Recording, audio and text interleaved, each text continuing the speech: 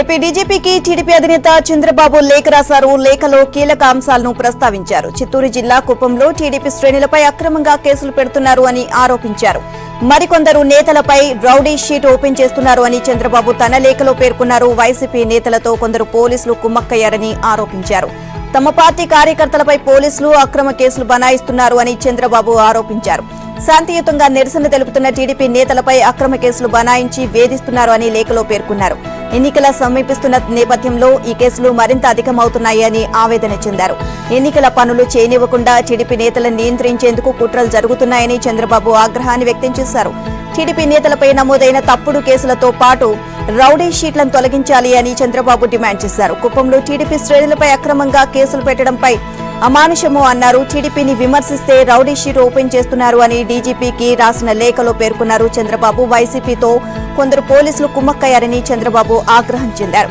శాంతియుతంగా నిరసన తెలుపుతున్న టీడీపీ నేతలపై అక్రమ కేసులు బనాయించడం అన్యాయమని అన్నారు. ఇప్పటికైనా టీడీపీ నేతలపై నమోదైన కేసులను తక్షణం తొలగించాలి అని చంద్రబాబు కోరారు.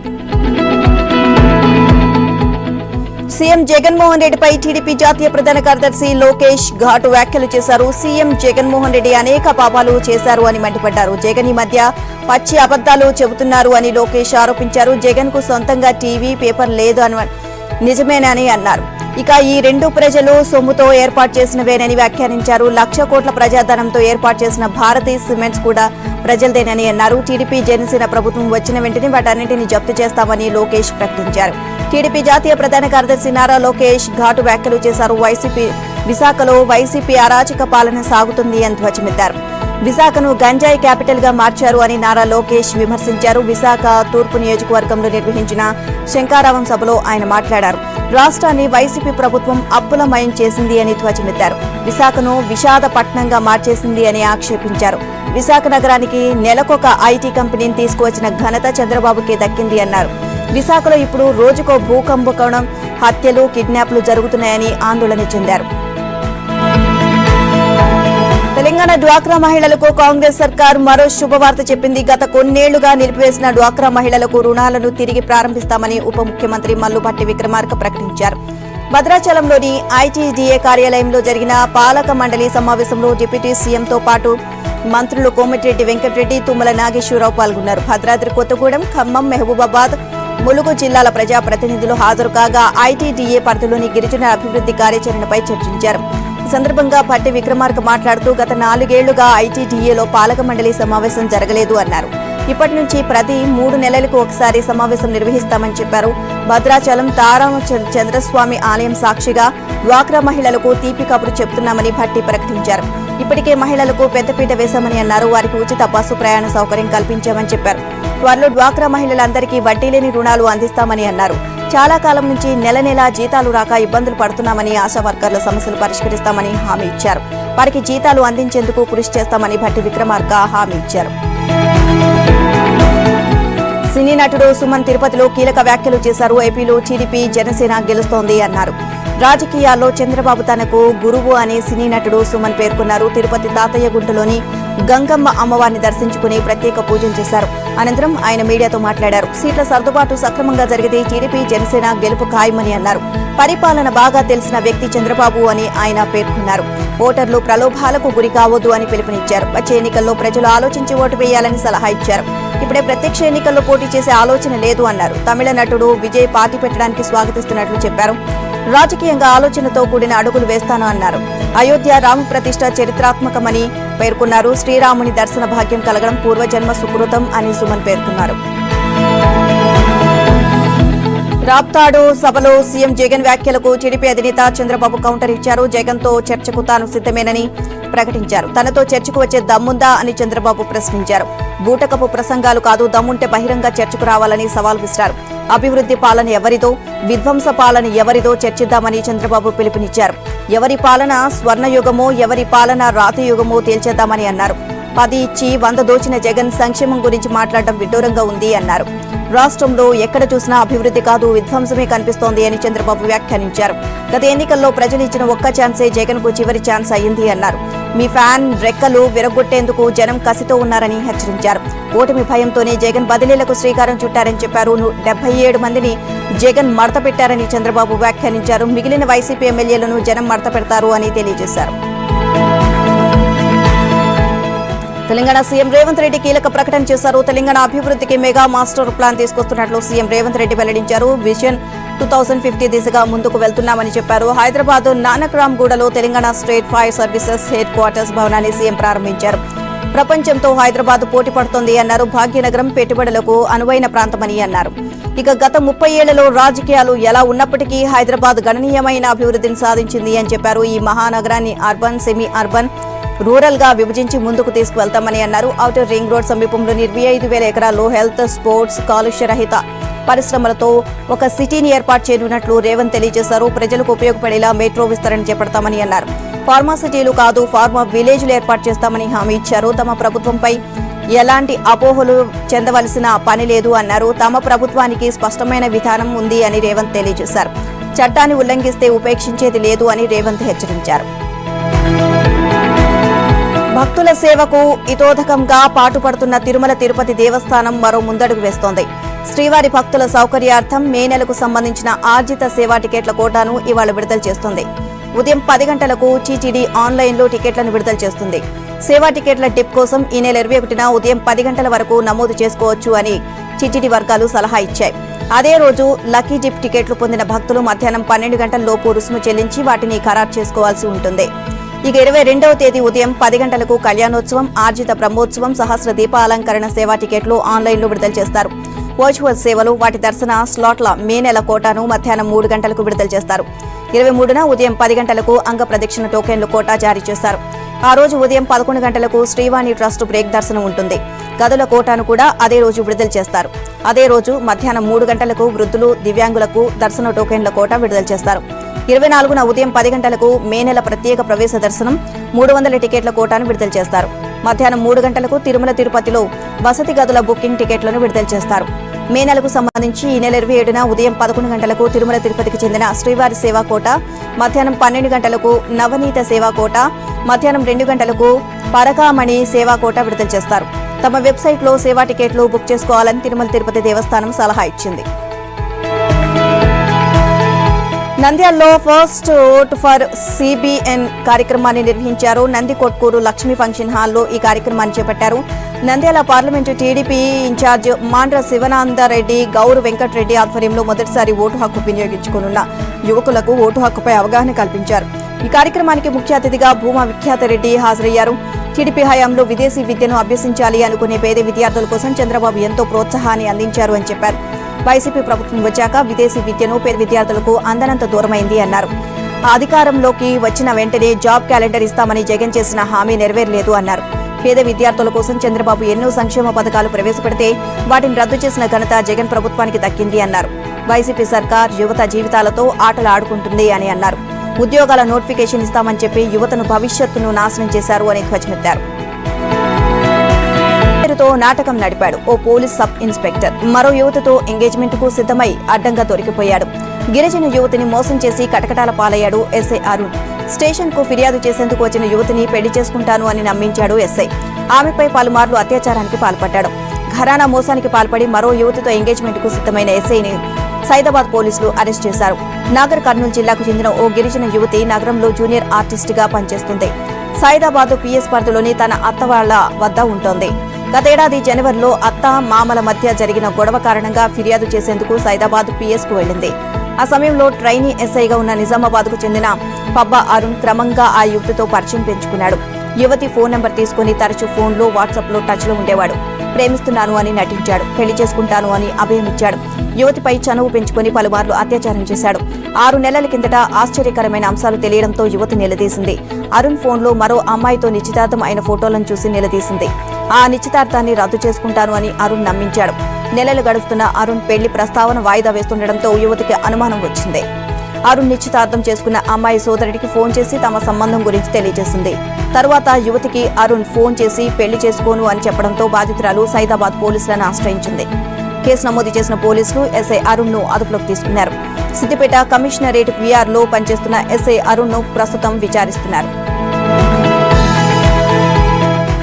టీడీపీ అధినేత చంద్రబాబు ఇంట్లో రాజశ్యామల యాగాన్ని పూర్తి చేశారు. అనంతరం భాగ్యనగరం బయలుదేరి వెళ్లారు. నేడు రేపు చంద్రబాబు ఢిల్లీ వెళ్లే అవకాశం ఉందని టీడీపీ వర్గాలు తెలియజేశాయి. బీజేపీ జాతీయ కౌన్సిల్ సమావేశాలు ముగియడంతో ఎన్డీఏలో చేరడానికి సంప్రదింపులు చేయనున్నారు. బీజేపీ ఆహ్వానం మేరకు చంద్రబాబు, పవన్ ఢిల్లీ వెళ్తారని రెండు పక్షాల్లో ప్రచారం జరుగుతోంది. ఈ నెలాఖరులో పొత్తులపై స్పష్టత వచ్చే అవకాశం ఉంది. త్వరలో అభ్యర్థుల జాబితాను ప్రకటిస్తారు అని ఇరు పక్షాల నేతలు చెబుతున్నారు. ఇక ఉండవల్లి నివాసంలో టీడీపీ అధినేత చంద్రబాబు దంపతులు 3 రోజుల పాటు రాజశ్యామల యాగం నిర్వహించారు. ఇటీవల ప్రారంభమైన రాజశ్యామల యాగం పూర్ణాహుతితో ముగిసింది. లోకశాంతి, ప్రజాక్షేమం కోసం చేపట్టిన రాజశ్యామల యాగం దిగ్విజయంగా ముగిసింది అని చంద్రబాబు తెలియజేశారు. 50 మంది ఋత్వికులు 3 రోజులు నిర్వహించిన ఈ రాజశ్యామల యాగంలో టీడీపీ కేంద్ర కార్యాలయ సిబ్బంది అంతా పాల్గొన్నారు. చంద్రబాబు దంపతులు ఉండవల్లి నివాసం నుంచి హెలికాప్టర్లో బయలుదేరి హైదరాబాద్ వెళ్లారు.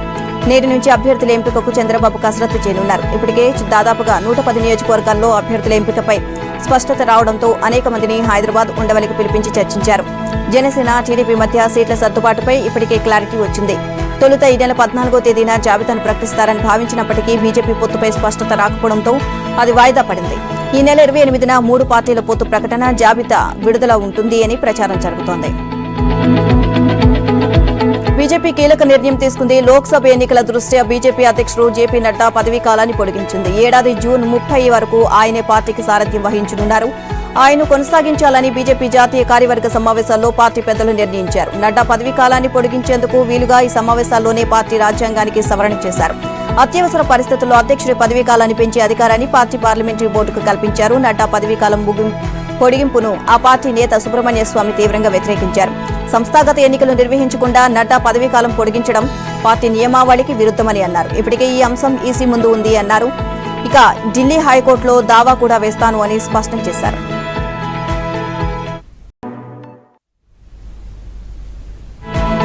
వేసవి సమీపిస్తుండటంతో దొంగలు చెలరేగిపోతున్నారు. ఏటీఎంలే లక్ష్యంగా పెట్టుకుని చోరీలకు పాల్పడుతున్నారు. మహబూబాబాద్ జిల్లా బయ్యారంలో దొంగలు రెచ్చిపోయారు.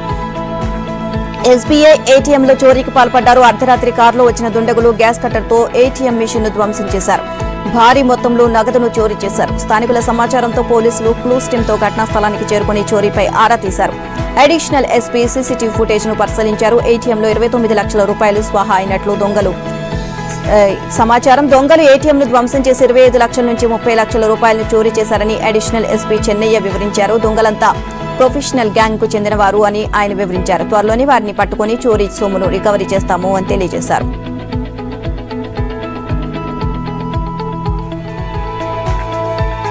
సీసీటీవీ ఫుటేజ్ ప్రకారం కారులో 4 వ్యక్తులు వచ్చారు. బయ్యారం ఎస్బీఐ ఏటీఎం మిషన్ కు కొంత దూరంలో ఆగారు. ఎంతసేపు తర్వాత కారులో నుంచి ఓ వ్యక్తి దిగి చోరీకి పాల్పడ్డారు. ఏటీఎం మిషన్ ను దొంగలు గ్యాస్ కట్టర్తో పగలగొట్టారు. అందులోని నగదు అపహరించినట్లు ఎస్ఐ ఉపేందర్ పేర్కొన్నారు. చోరీ తీరును బట్టి అంతరాష్ట్ర ముఠాగా అనుమానాలు వ్యక్తమవుతున్నట్లు తెలిసాయి. క్లూస్ టీం ద్వారా ఆనవాళ్లు సేకరిస్తున్నామని అన్నారు. త్వరలోనే నిందితులను పట్టుకుంటామని వెల్లడించారు. మేడారం జాతరను వెళ్లేవారు ఇంట్లో డబ్బులను, బంగారు ఆభరణాలు ఉంచుకోవద్దు అని ఏఎస్పీ సలహా ఇచ్చారు. మేడారం జాతరలోనూ మహిళలు అప్రమత్తంగా ఉండాలి అని సూచించారు. సిపిఐ నేతలు కీలక డిమాండ్లు చేశారు. కిడ్నీ వ్యాధి పీడిత ప్రాంతాలకు కృష్ణా జలాలను పైప్ లైన్ల ద్వారా సరఫరా చేయాలి అని సూచించారు. కిడ్నీ వ్యాధిగ్రస్తులకు ప్రతి నెల 10,000 రూపాయల పింఛన్ ఇవ్వాలి అని డిమాండ్ చేశారు. నేటి నుంచి కిడ్నీ బాధిత కుటుంబాల్లో అక్కడ ప్రాంతాల్లో పర్యటిస్తామని సిపిఐ నేతలు తెలియజేశారు. విజయవాడలోని సిపిఐ కార్యాలయానికి కిడ్నీ బాధితులు వచ్చి తమ గోడు విన్నవించారు. ప్రభుత్వాలు మారినా, పాలకులు మారినా తమ తలరాత మారడం లేదు అని, తమ ఆవేదన తీరడం లేదు అని కన్నీరు పెట్టారు. వారికి భరోసా ఇచ్చిన సిపిఐ నేతలు కిడ్నీ వ్యాధి పీడిత ప్రాంతాల్లో పర్యటించి పాలకులపై ఒత్తిడి తెస్తామని హామీ ఇచ్చారు. ఎన్టీఆర్ జిల్లా కొండూరు ప్రాంతం మరో ఉద్దానంగా మారే అవకాశం ఉంది అని సిపిఐ నేతలు ఆందోళన చేశారు. ప్రజాప్రతినిధులు ప్రభుత్వ నిర్లక్ష్యంతో కొండూరు మండలంలోని 21 గ్రామ పంచాయతీల శివారు ప్రాంతాలైన తండాల ప్రజలు కిడ్నీ వ్యాధికి గురై విలువెల్లాడుతున్నారు అని సిపిఐ నేతలు మండిపడ్డారు. ప్రభుత్వం ఎలాంటి చర్యలు తీసుకోవడం లేదో అని ఆగ్రహాన్ని వ్యక్తం చేశారు. తక్షణమే వారికి కృష్ణా జలాలను పైప్ లైన్ల ద్వారా సరఫరా చేయాలి అన్న సిపిఐ నేతలు డిమాండ్ చేశారు. కిడ్నీ బాధిత ప్రాంతాలను అధికారులు తక్షణమే పర్యటించి సహాయక చర్యలు చేపట్టాలని సూచించారు. కొండూరు మరో ఉద్దానంగా మారే అవకాశం ఉన్నందున తక్షణ చర్యలు చేపట్టాలి అని సిపిఐ నేతలు కోరారు. మాజీ ఎంపీ ఉండవల్లి అరుణ్ కుమార్ ఆసక్తికరమైన వ్యాఖ్యలు చేశారు. ఉమ్మడి ఆంధ్రప్రదేశ్ ను విభజించి 10 ఏళ్లు పూర్తయింది అన్నారు. నేటికి విభజన హామీలు అమలు చేయడం లేదని వాపోయారు. కేంద్రం ఏమీ పట్టనట్లు వ్యవహరిస్తోంది అన్నారు. రాష్ట్రానికి ఏమిటి కర్మ, ఇక మనకు దిక్కెవరు అని ఆవేదన వ్యక్తం చేశారు. రాజమహేంద్రవరంలో ఆయన మీడియాతో మాట్లాడారు. విభజన చట్టం ప్రకారం రాష్ట్రానికి 5 ఏళ్ల పాటు ప్రత్యేక హోదా ఇవ్వాలని పట్టుబట్టారు. పోలవరం ప్రాజెక్టు కట్టి అప్పగిస్తామని నాటి ప్రధాని మన్మోహన్ సింగ్ ప్రభుత్వం తీర్మానం చేసింది అని గుర్తు చేశారు. లోక్సభ ప్రచురించిన డాక్యుమెంట్ ఆధారంగానే తాను విభజన చట్టం అమలుకు కోర్టుకు వెళ్లాలని చెప్పారు. జగన్ సీఎం అయ్యాక అభిత్ సింగ్ అనే పెద్ద లాయర్ ఏపీ తరపున వాదించారని తెలియజేశారు. రాష్ట్ర ప్రభుత్వం తరపున ఇచ్చిన బ్రీఫింగ్ అక్కడ అర్థం కాలేదు అన్నారు. ఇక గత వాయిదాలో తెలంగాణ తరపున సీనియర్ అడ్వకేట్ హాజరైతే ఏపీ నుంచి ఎవరూ లేరు అన్నారు. ఆ రోజు తాను కోర్టుకు జరిగిన వాస్తవాన్ని తెలియజేశాను అని చెప్పారు. మంచి అడ్వకేట్ ను పెట్టుకుని డివిజన్ అడగాలి అని, లేకుంటే కేసు కొట్టేసే ప్రమాదం ఉంది అని ఉండవల్లి ఆందోళన వ్యక్తం చేశారు. ఎన్నికలకు వెళ్లేలోపు అడ్వాన్స్ డేట్ తీసుకుని చట్టం అమలు చేయాలని కోరాలి అన్నారు. ఇప్పటికైనా విభజన చట్టం అమలుకు ఇరు పార్టీలు పోరాడాలి అని ఉండవల్లి సూచించారు. వచ్చే ఎన్నికల్లో చంద్రబాబు గెలుస్తారని ఉండవల్లి జోస్యం చెప్పారు. చంద్రబాబు జైలుకు వెళ్లనందునే వచ్చే ఎన్నికల్లో గెలుస్తారు అని జోస్యం చెప్పారు. చంద్రబాబు హయాంలో బస్సులు పెట్టి పోలవరం ప్రాజెక్టును చూపిస్తే పోలవరం ప్రాజెక్టును చూడకుండా సీఎం జగన్ పోలీసులను పెట్టాడు అని అరుణ్ కుమార్ విమర్శించారు. ఏపీ విభజన చట్టం అమలు కోసం కేంద్రాన్ని అష్టదిగ్బంధం చేసి నిలదీయాలని కోరారు. విభజన హామీల కోసం జగన్ ఏం సాధించారో చెప్పాలని ఉండవల్లి అరుణ్ కుమార్ డిమాండ్ చేశారు. కేంద్రమే విభజన చట్టాన్ని అమలు చేయాలని ఆయన డిమాండ్ చేశారు. మహిళా ఓటర్లకు వైసీపీ నేతలు గాలం వేస్తున్నారు. మహిళా ఓట్లే లక్ష్యంగా తాయిలాలు అందిస్తున్నారు. విశాఖలో పండగ పేరిట చీరల పంపిణీ చేస్తున్నారు వైసీపీ నేతలు. ఎన్నికల కోడ్ రాకుండానే వైసీపీ నేతలు ప్రలోభాలకు తెరలేపుతోంది. మహిళా ఓటర్లకు గాలం వేస్తున్నారు. మహిళా ఓటర్లే లక్ష్యంగా భావించి తాయిలాలు ప్రకటిస్తున్నారు. విశాఖలో పండగ పేరిట చీరల పంపిణీ జరుగుతోంది. విశాఖ తూర్పు నియోజకవర్గంలోని సందడి నెలకొంది. ఎన్నికలు రాకముందే వైసీపీ నేతలు ప్రలోభాలకు తెరలేపుతున్నారు. తాయిలాల పంపిణీ మొదలైంది. వైసీపీ తూర్పు సమన్వయకర్త ఎంపీ ఎంవీవీ సత్యనారాయణ మీకు చీరలు అందించారు, ఆయన గుర్తించుకొని ఓటు వేయాలి అంటూ అభ్యర్థించారు. చీరల కవరుపై ఎంపీ ఎంవీవీ సత్యనారాయణ ముఖ్యమంత్రి జగన్ చిత్రాలతో పాటు వినాయక చవితి శుభాకాంక్షలు అని ముద్రించి ఉంది. వాలంటీర్లు ఓటర్ల జాబితా తీసుకువెళ్లి ప్రతి ఇంటిని పరిశీలిస్తున్న అధికారులు చూసి చూడనట్లు వ్యవహరిస్తున్నారు. జనసేన అధినేత పవన్ కళ్యాణ్ మళ్లీ జనంలోకి వెళ్లేందుకు సన్నద్దమయ్యారు. ఓవైపు నాయకులతో భేటీలు, మరోవైపు క్యాడర్తో సమావేశాలు, ఇంకోవైపు ర్యాలీలు, బహిరంగ సభలు నిర్వహించేలా ప్రణాళికలు సిద్ధం చేశారు. జనసేన అధినేత పవన్ కళ్యాణ్ ఈ వారం బిజీగా గడపనున్నారు. ప్రస్తుతం ఉత్తరాంధ్ర పర్యటనలో ఉన్న ఆయన ఈ వారంలోనే ఢిల్లీ పర్యటనకు వెళ్లనున్నారు. హైదరాబాద్ నుంచి ప్రత్యేక విమానంలో విశాఖ నగరానికి చేరుకున్నారు. విమానాశ్రయం నుంచి నేరుగా పెదవాల్తేరులోని కొణతాల రామకృష్ణ నివాసానికి వెళ్లారు. అక్కడ కొంతసేపు కొణతాలలోతో ఏకాంతంగా భేటీ అయ్యారు. అక్కడి నుంచి నోవాటెల్ హోటల్కు వెళ్లారు. అక్కడ నియోజకవర్గాల సమన్వయకర్తలు, ఉమ్మడి విశాఖ జిల్లాలోని పార్టీ రాష్ట్ర కార్యవర్గ సభ్యులు 33 మందితో పవన్ సమావేశం కానున్నారు. నేడు రేపు విశాఖలోనే ఉండే పవన్ నగర నాయకులతో పాటు భీమిలి, గాజువాక, చోడవరం, యలమంచిలి నియోజకవర్గ నాయకులతో సమావేశమవుతారు. ఇక ఉమ్మడి గోదావరి జిల్లాల నాయకులను కూడా విశాఖకు పిలిపించుకుని వారితో భేటీ కానున్నారు. వాస్తవానికి ఈ నెల 14నే పవన్ ఉత్తరాంధ్ర పర్యటనకు సిద్ధమయ్యారు. కానీ ప్రభుత్వం హెలికాప్టర్కు అనుమతి ఇవ్వకపోవడంతో పర్యటన వాయిదా వేసుకున్నారు. రీషెడ్యూల్ చేసుకుని అందరి నాయకులతో భేటీ అవుతున్నారు. కొన్ని నియోజకవర్గాల్లో టీడీపీ నాయకులతోనూ పవన్ భేటీ కానున్నారు. పొత్తులో భాగంగా కొన్ని చోట్ల ఇరు పార్టీ నేతల మధ్య సఖ్యత కల్పించే క్రమంలో ఇరు పార్టీ నేతలతో సమావేశాలు నిర్వహించారు. రేపు రాత్రికి ఆయన విజయవాడ చేరుకుంటారు. ఈ వారం జనసేనాని ఢిల్లీ పర్యటన కూడా దాదాపు ఖరారైంది. ఈ నెల 22, 23వ తేదీలో టీడీపీ అధినేత చంద్రబాబుతో కలిసి పవన్ ఢిల్లీ వెళ్లే అవకాశాలు ఉన్నాయి. టీడీపీతో పొత్తులు, సీట్ల సర్దుబాటుతో పాటు ఇతర అంశాలపై 3 పార్టీల నేతలు చర్చలు జరపనున్నారు. యువజన కాంగ్రెస్ కార్యకర్తలు, ఎన్ఎస్యుఐ ప్రతినిధులు ఉద్యమానికి సిద్ధమయ్యారు. దగా డీఎస్సీ వద్దు, మెగా డీఎస్సీ ముద్దు అంటూ నినాదాలు చేశారు. విశాఖ నగరం మిందిలో మంత్రి గుడివాడ అమర్నాథ్ ఇంటిని ముట్టడించేందుకు ప్రయత్నించారు. దీనిపై ముందస్తు సమాచారం అందడంతో సౌత్ ఏసీపీ త్రినాథ్ ఆధ్వర్యంలో పోలీసులు గట్టి బందోబస్తు చేపట్టారు. యువజన కాంగ్రెస్ రాష్ట్ర అధ్యక్షుడు లక్కరాజు రామారావు ఆధ్వర్యంలో పలువురు నాయకులు రావడంతో వారిని మంత్రి ఇంటి వైపు రాకుండా అడ్డుకున్నారు. పోలీసులు వలయంగా ఏర్పడి అడ్డుకున్నప్పటికీ రామారావు వారిని ఛేదించుకుని మంత్రి ఇంటి వైపు పరుగులు తీశారు. మిగతా నాయకులు కూడా మంత్రి ఇంటి గేటు వద్ద బైఠాయించారు. దగా డీఎస్సీ వద్దని నినదించారు. మెగా డీఎస్సీ ఇస్తామని, ఏటా జాబ్ క్యాలెండర్ ప్రకటిస్తామని హామీ ఇచ్చిన జగన్ వాటిని విస్మరించారు అని ఆయన ఆరోపించారు. జగన్ అధికారంలోకి వచ్చాక నిరుద్యోగులను మోసగించారని రామారావు మండిపడ్డారు. రానున్న ఎన్నికల్లో ఓటు అనే ఆయుధంతో దగా ప్రభుత్వానికి తగిన బుద్ధి చెప్పాలి అని నిరుద్యోగ యువతను కోరారు. ఆందోళనకారులను పోలీసులు బలవంతంగా ఈడ్చుకుంటూ వెళ్లి వ్యాన్లో స్టీల్ ప్లాంట్ పోలీస్ స్టేషన్ కు తరలించారు. సిద్ధమంటూ వైసీపీ నిర్వహిస్తున్న సభలో వెలవెలబోతున్నాయి. కార్యకర్తలను తరలించేందుకు పార్టీ నేతలు నానా పాట్లు పడ్డారు. అధికార దుర్వినియోగానికి పాల్పడిన వైసీపీ నేతలు 100 కిలోమీటర్ల దూరం నుంచి కూడా ఆర్టీసీ బస్సులను సభకు తరలిస్తున్నారు. ఇక మద్యం సంగతి సరే పక్క రాష్ట్రం మద్యం ఏరులై పారింది. ఇంత చేసినా సభ ప్రారంభానికి ముందే జనం వెళ్లిపోయారు. అనంతపురం జిల్లా రాప్తాడులో నిర్వహించిన సభ కోసం వైసీపీ నేతలు అధికార దుర్వినియోగానికి పాల్పడ్డారు. సభ కోసం ఆర్టీసీ బస్సులను తరలించారు. అనంతపురంలో సభ కోసం ఏకంగా ప్రకాశం జిల్లా చీరాల నుంచి బస్సులు తరలించారు. సకాలంలో బస్సులు అందుబాటులో లేక ప్రయాణికులు తీవ్ర ఇబ్బందులు పడ్డారు. ఒక ప్రైవేటు విద్యాసంస్థల నుంచి కూడా బస్సులను పెద్ద ఎత్తున తరలించారు. జిల్లాలోని అన్ని గ్రామాల నుంచి కూడా జనాలను తరలించేందుకు అధికార పార్టీ నేతలు నానా పాట్లు పడ్డారు. జనానికి మద్యం డబ్బులు పంచి బలవంతంగా సభకు తరలించారు. కళ్యాణదుర్గం ఆర్టీసీ బస్టాండ్లో బస్సులు లేక ప్రయాణికులు తీవ్ర అవస్థలు పడ్డారు. రాప్తాడులో సీఎం జగన్ రెడ్డి సిద్ధం బహిరంగ సభకు ప్రభుత్వం బస్సులు పంపడంపై ప్రయాణికులు ఆగ్రహాన్ని వ్యక్తం చేశారు. బస్సులు లేక బస్టాండ్ వెలవెలబోయింది. బస్సులు లేకపోవడంతో గమ్యస్థానాలకు ఎలా వెళ్లాలి అని ప్రభుత్వంపై పలువురు అసహనాన్ని వ్యక్తం చేశారు. మేడారం జాతరకు ఆర్టీసీ అధికారులు ప్రత్యేక బస్సులను ఏర్పాటు చేశారు. మంచిర్యాల డిపో అధికారులు ప్రత్యేక సర్వీసులు నడపనున్నారు. మేడారం బస్సులను MLA Kokkirala Prem Sagar Rao, RTC R Solomon Raju ప్రారంభించనున్నారు. అయితే సమ్మక్క సారక్క జాతరకు సంబంధించి మంచిర్యాల డిపో నుంచి 5.445 బస్సులను నడపడానికి ఏర్పాటు చేశామని ప్రేమ్ సాగర్ రావు తెలియజేశారు. ప్రయాణికులకు ఎలాంటి ఇబ్బంది లేకుండా చర్యలు తీసుకుంటున్నామని తెలియజేశారు. గత పీఆర్ఎస్ ప్రభుత్వం మేడారం జాతరకు 20 నుంచి 30 కోట్లు కేటాయిస్తే కాంగ్రెస్ సర్కార్ 70 కోట్లను కేటాయించింది అని చెప్పారు. మహాలక్ష్మి పథకం మేడారం జాతరలోనూ కొనసాగుతుంది అని తెలియజేశారు. మేడారానికి వెళ్లాలి అనే భక్తుల కోసం హెలికాప్టర్ సేవలు అందుబాటులోకి వచ్చాయి. హెలిటాక్సీ సంస్థ తెలంగాణ ప్రభుత్వం బెంగళూరుకు చెందిన తుంబి ఏవియేషన్ సహకారంతో హెలికాప్టర్ సేవలను అందించేందుకు సిద్ధమైంది. జాతర మొదలయ్యే ఈ నెల 21 నుంచి 25వ తేదీ దాకా హెలికాప్టర్ సేవలు అందించనుంది. జాతరకు పెద్ద సంఖ్యలో భక్తులు వస్తుండటంతో హైదరాబాద్ నుంచి వరంగల్, ములుగు, మేడారానికి వెళ్లే రహదారులు ట్రాఫిక్ తో నిండిపోతున్నాయి. హనుమకొండ నుంచే రోడ్డు మార్గం ద్వారా మేడారానికి వెళ్లేందుకు 4 నుంచి 5 గంటల సమయం పడుతోంది. జాతరకు త్వరగా వెళ్లి రావాలి అనుకునే భక్తులు హైదరాబాద్, హనుమకొండ నుంచి హెలికాప్టర్ సేవలు వినియోగించుకోవచ్చు. జాతరకు త్వరగా వెళ్లి రావాలి అనుకునే భక్తులు హైదరాబాద్, హనుమకొండ నుంచి హెలికాప్టర్ సేవలు వినియోగించుకోవచ్చు. అలాగే ఇక్కడ 7 నిమిషాల పాటు అవకాశం నుంచి జాతరను వీక్షించేందుకు జాయ్ రైడ్ ను కూడా హెలి టాక్సీ ఏర్పాటు చేసింది. టికెట్ల వివరాలను ఆ సంస్థ ఇప్పటికే వెల్లడించింది.